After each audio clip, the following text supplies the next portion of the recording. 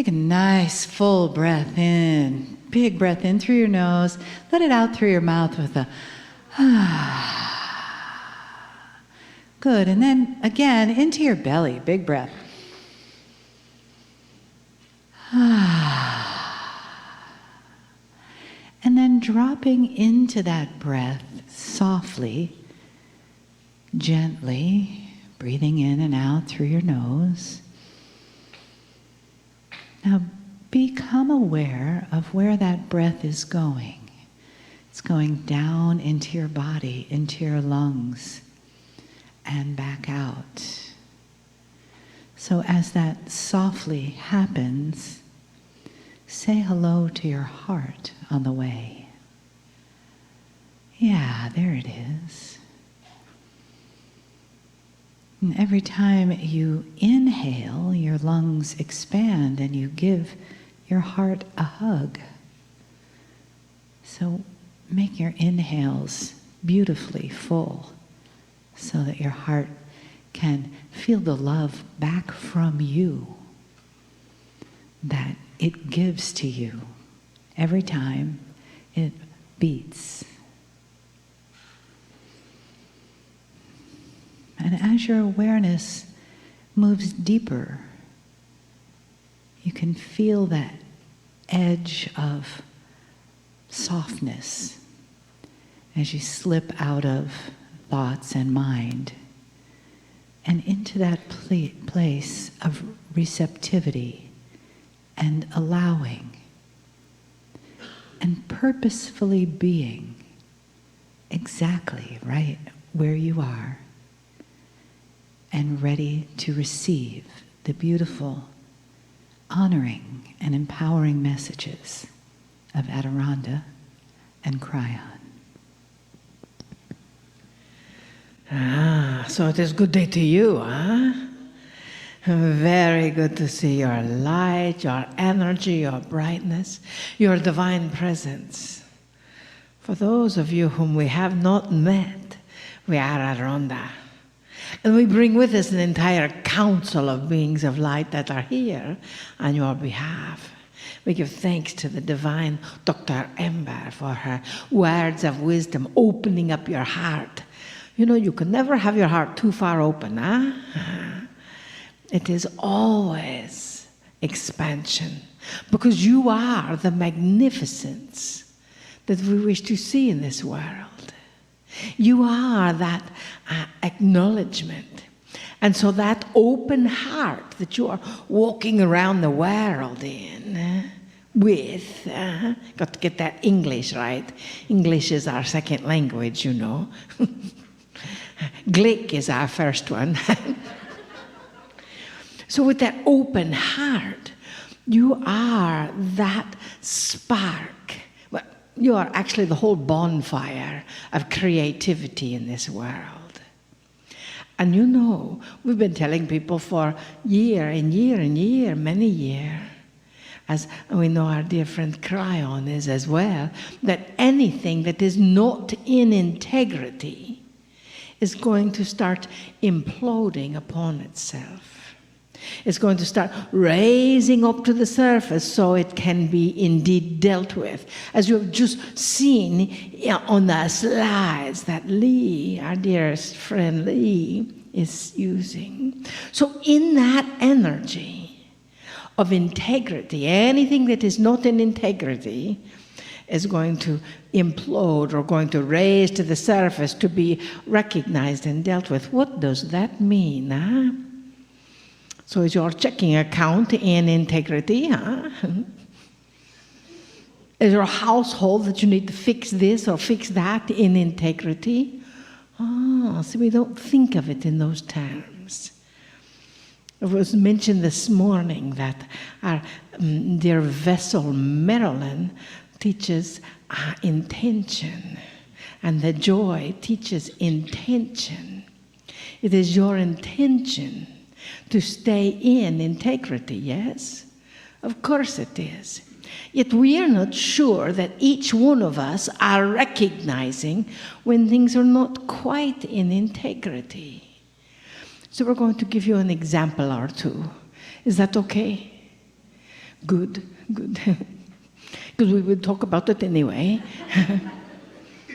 But you see, dearest beings of light, when you are saying to yourself, I have plenty of money, I can pay all of my bills, and I can do this, and I can go here, and I can do this, and I can spend this, and I can have this, and inside you're saying, I don't know if that's going to happen. I don't know if I have enough money to pay the electric bill and do this. That throws your soul out of integrity. Just the thought. You see, in the olden days, it wasn't that magnified before 2012. That is the olden days now, you know. Now, the very thought is made manifest. So your very thoughts are creating your world. That is why Marilyn wears these bracelets, because when she has a negative thought or a positive thought, when she has a negative thought, she shifts the bracelet to the other arm. You see? Not that you would have any negative thoughts here, huh? No, not at all. But you see, others might. So you might get the opportunity to help yourself keep your energy flowing as positively as possible. And to know that when things come into your field that don't feel quite positive, it is not because we are asking you to walk away, turn the dark hand, and not acknowledge that. What we are asking you is to be the solution. We are asking you to take a deep breath. Now. Yes. And as you take that deep breath and you see that energy that is swirling around that does not feel very good for you, you breathe and say, how am I the solution? How am I the key, the spark, the bonfire of positivity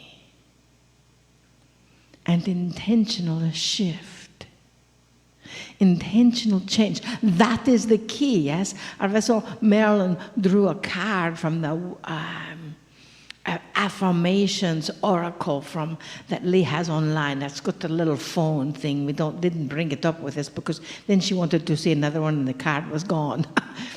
But you understand that the card said, I am a divine blessing, loved and supported, always on this planet. So if you are thinking to yourself, I've got all this, and I'm doing this, and I've got the money to do that, and I don't have the money to do that, you are right either direction. We'll tell you a little story about our vessel, Marilyn. She does not know we're going to tell this. It's a secret. You do not know how true that is. You see, in the 90s especially, you remember the 90s, yes? Some of you may not, you're too young. But in the 90s, she was selling advertising for a country western radio station. And she would get a big bonus of $6,000 because she loved helping people build their businesses, and that was exciting for her. And she would get the big bonus of $6,000. And then her furnace would break down, and it would cost $6,220 to fix it. And then she would sell something else, and she would get another big bonus of $12,000, and she would run out and celebrate and spend all the money and buy drinks and things for everyone and buy food for everyone and go shopping and buy herself a ring. And then the next day her car would throw a rod, and it would cost $12,220 to fix it. You understand the point, huh? So she was very good at that intentional creating, even though she did not even know what that was at that moment. But underneath, she had a subtle message running inside of her that said, I'm not worthy of having, $6,000, $2,000, or $220 extra. So she would always create, because everything you are creating, she would always create that old catastrophe that would shift everything and take whatever bonus or whatever that was coming her way and invest it into the electric company or the furnace company or the car company. You understand what we say? How did she fix it? It took many years. Let us explain that to you. It did not happen overnight at first because she didn't believe that it was that simple. She didn't believe. She thought she would go to a psychic reader and they would say, well, you've got to stand outside at sunset and you've got to raise your arm into the air and you've got to light the candle, blow it out with the idea of, that is the olden days. Now, intention is the key. Now she says, I wish to move into a new home. And within 2 weeks, she was given a new home to move into. Then she went into fear and said, but I got to do the taxes, I got to do this, I got to do that. How am I going to do that? I have 2 days to pack. And then she stopped. Yay. Celebrate that, huh? Everyone is trainable, huh? She stopped and said, I just feel what it feels like to sign the papers on the house. And she started feeling that. And she did not go out and burn anything at sunrise or sunset or stand on one foot or blow the smoke out or anything else. She just felt it in her heart because that is where the spark begins. Intention comes from your heart. That is why we are thankful for the divine Dr. Amber to open your heart. So what is your intention right now? Right now, right this moment. Take a deep breath. Touch your heart to draw that spark there.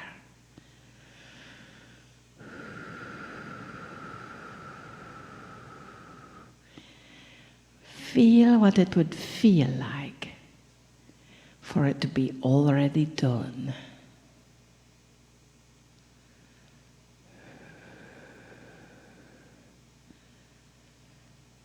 Everything is possible. You are the most magnificent creative life force in this galaxy, maybe other galaxies. Of course, Source, God, wishes you to have everything, your heart's desire. That is where that term came from, Your heart's desire. And you feel that little spark.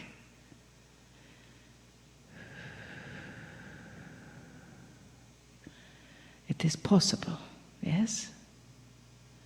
All you have to do is feel it, intend it, and let it go, and let the universe just say yes. Dearest beings of light, we love you so much. Even when we meet you in the elevator. We met somebody in the elevator this morning, and they turned to the vessel Marilyn and said, "You look familiar." Oh, maybe. You see, every moment is a divine intervention. Every moment. You never know when the universe is saying yes to you, yes to you, yes to you, yes to you. So we want to tell you when they are saying yes to you. Always yes to you, always yes to you, always yes to you, always yes to you. They never say no. They always say yes. As we say yes to you too. We love you deeply. We see you. We honor you. We know you volunteered to come here at this time, and sometimes you're thinking about renegotiating that. But you are here now, and we are grateful. Namaste.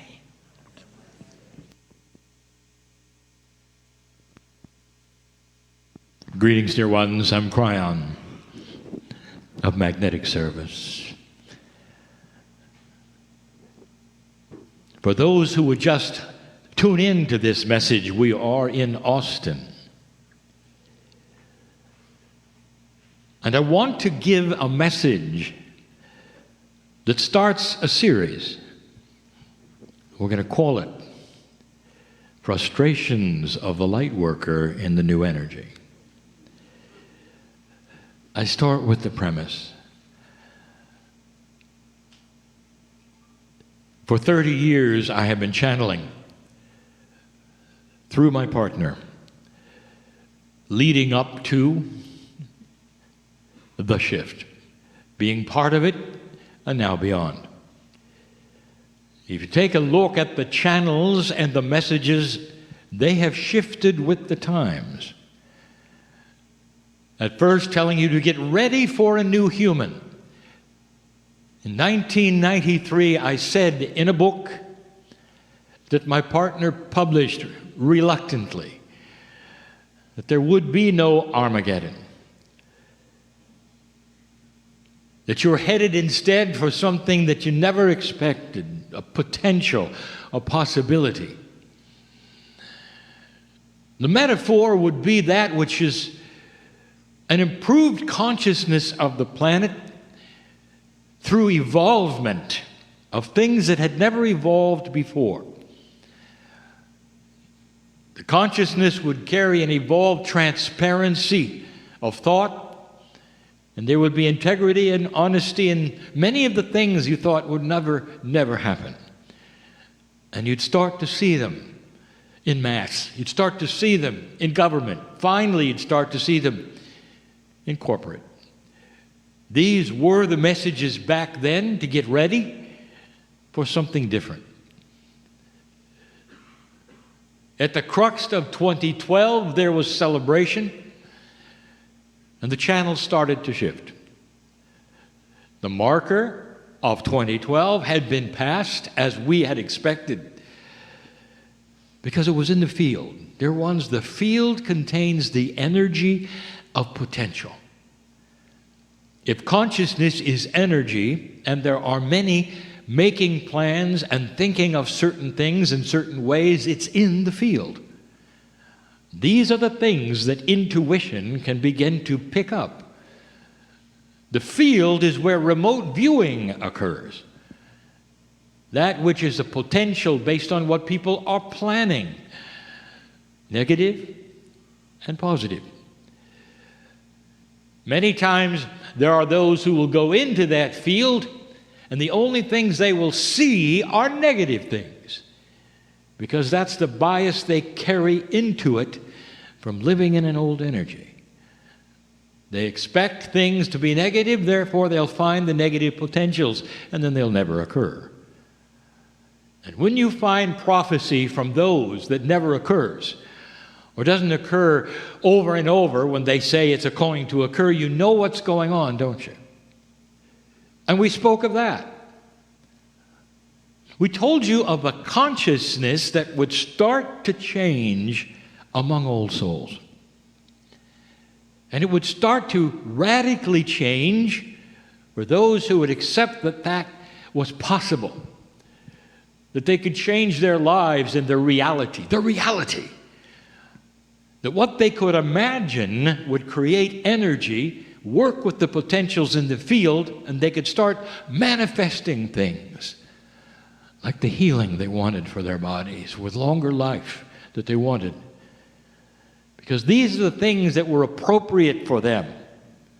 But they had never understood they were in control before. And now they do. The premise is that there's also help. And we told you last time we sat in front of a group that the eye-rolling part is that there's more light on this planet, and it's coming from the nodes and the nulls, the time capsules that we're supposed to open and have at the right time. If you want more about that, it's very common that we have channeled and given information even last week. So not only is there a natural evolution of consciousness, there's also light being given and sent.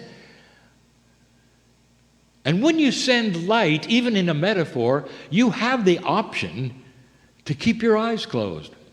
This is free will.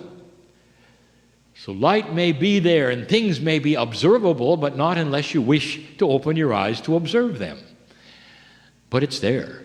And the ones who would want to open their eyes are the old souls who understand the potential and realize that consciousness is energy and it's starting to shift and change. You see it even in leadership around the planet, those who perhaps were warlike and now they've changed their mind. There are so many things you did not expect that are taking place that it really shouts that there are differences occurring. Light is being put in places that will allow you to see some things that now you're going to do something about. All of this is the premise for the series of channels that start to address the frustrations of many who listen to this, who are serious about that which is their old soul in them. Frustrations. Why would an old soul, with the light being turned on, be frustrated at all? So the first one is personal. It's your relationship with others.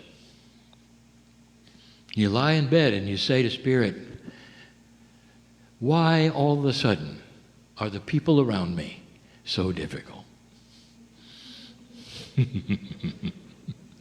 I hear laughter. Am I hitting home? You already know the answer, but it's not one that solves anything. The answer is a fact. It's an observation. And the solution we've given you as well. But why? Why would people around you, especially family, be so difficult all of a sudden? Years ago, I started telling you about the new attributes of karma. First publication, I actually said, drop your karma. You don't need it anymore. It's an old energy function needed for self-correction, for action, for souls to work with one another in a way that made sense. And then in a new energy that's coming, you're not going to need it because you will be in control. We gave the example of being in the ocean, and karma was the waves that would swat you and cause you to go certain directions and do certain things and meet certain people. And then in a new energy, you wouldn't need that because you now had a rudder and you could steer yourself into the safe harbors and not be then subject to the ones of the waves that would hit you. So it was an enablement. We said, drop your karma. Well, that's to the old soul. Let me tell you what happens when an old soul understands dropping of karma, and yet the family around them does not. Maybe you chose to come in and learn lessons from your mother, from your father, from your siblings. And perhaps that had to do with perhaps disagreements or certain kinds of energies that you shared or didn't share. And you grew up with it. But let's say that in this new energy, you've dropped that which is your portion of the karma. And then you go to meet with a family member who still has it. And that family member wants to push all of the buttons that always were available on you. Pushing this one, you got angry. Pushing this one, you got jealous. Pushing this one, you'd leave the room. I'm talking to somebody in here. And then suddenly, if you drop your karma, dear old soul, the buttons are gone. Now you go home to your family, and by the way, you will soon. It's called Christmas.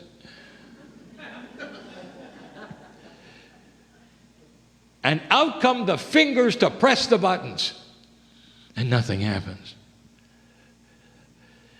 Do you know what the reaction is of someone who has karma with you and you've dropped yours with them? They get angry. You are not responding like you ever did before. In fact, you're sitting there and smiling. That will infuriate people. You're just a little too nice. A little perhaps too benevolent. Perhaps a little too understanding all of a sudden. First question, are you on a drug? And you might say yes. It's called magnificence. I'm starting to awaken to something I never had before. I am peaceful with myself.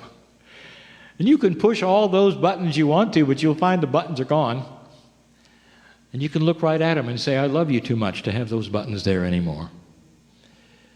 And they may respond and they may not. And these are the issues of today. The difficulty with others has to do with the fact that they have not moved off the old energy peg, and you have.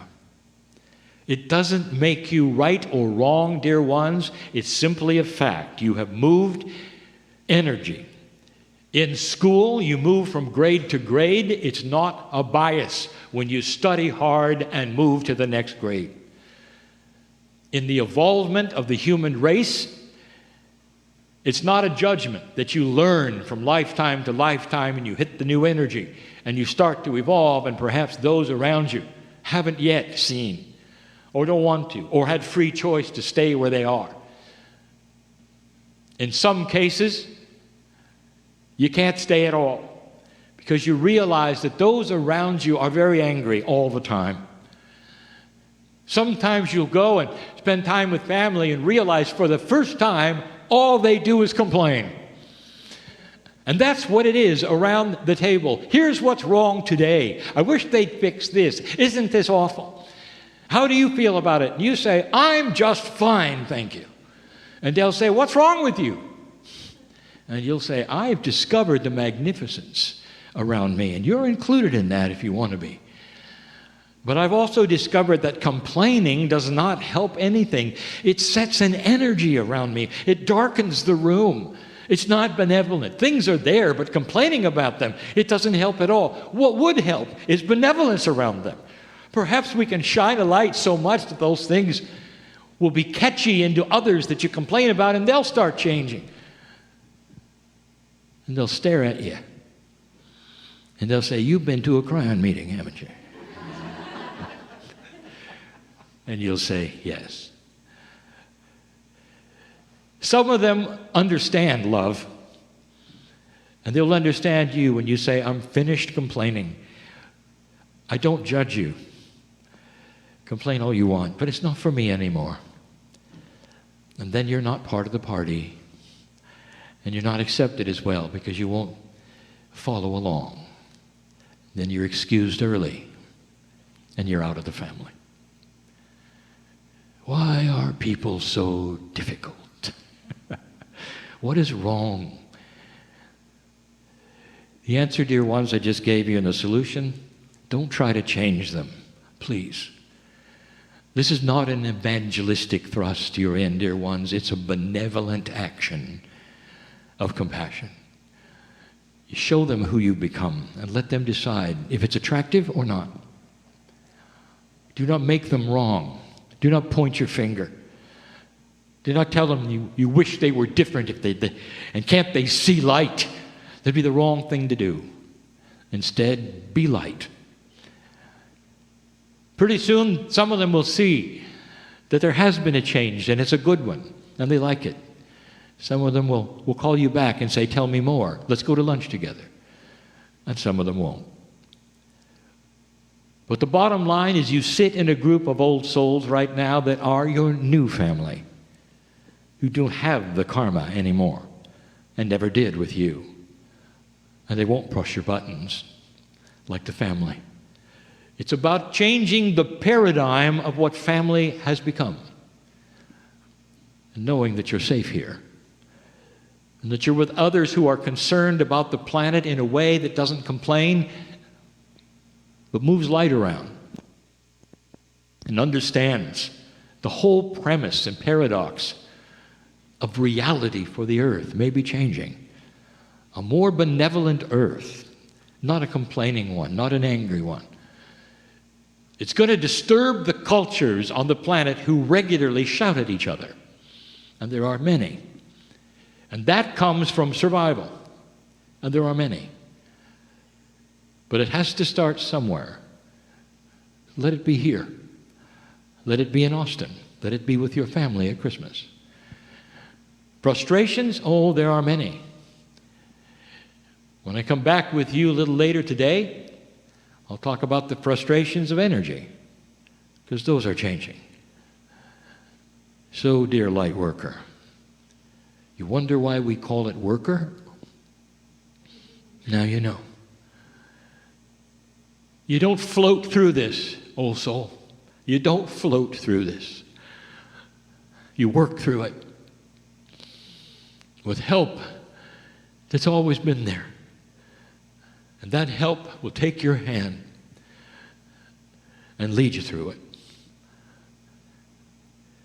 I am Kryon in love with humanity. And so it is.